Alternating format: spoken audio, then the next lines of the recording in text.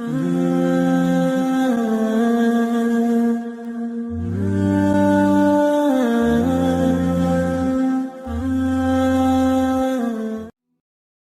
باپ نے بیٹے کے کندھے پر ہاتھ رکھ کر پوچھا، دنیا کا طاقتور انسان کون ہے؟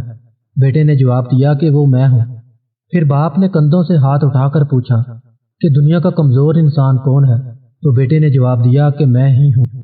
اب سمجھ سکو تو سمجھ جاؤ۔ مجھے لوگوں کو پڑھنا نہیں آتا، لیکن ان پر اعتبار کر کے سبق ضرور مل جاتا ہے۔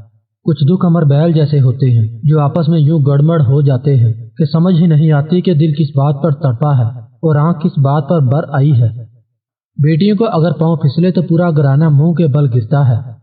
ایک بابا جی کہا کرتے تھے، محبت عیب دیکھتی تو اللہ کبھی ہماری طرف نہ دیکھتا۔ ناکامی کا منہ اکثر اس وقت دیکھنا پڑتا ہے جب ہم کامیابی کے حصول کے لیے اللہ کے اصول توڑ دیتے ہیں۔ غصہ ایسی آندھی ہے جو دماغ کا چراغ گل کر دیتی ہے۔ ہمارا گھر چاہے کتنا ہی بڑا ہو، کپڑے کتنے ہی مہنگے اور خوبصورت ہوں، ہم کتنے ہی امیر ہوں، لیکن ہم سب کی قبریں ایک جیسی ہوں گی۔ کبھی کبھی میٹھی گفتگو کر کے لوگ آپ کو عزت نہیں، دھوکہ دے رہے ہوتے ہیں۔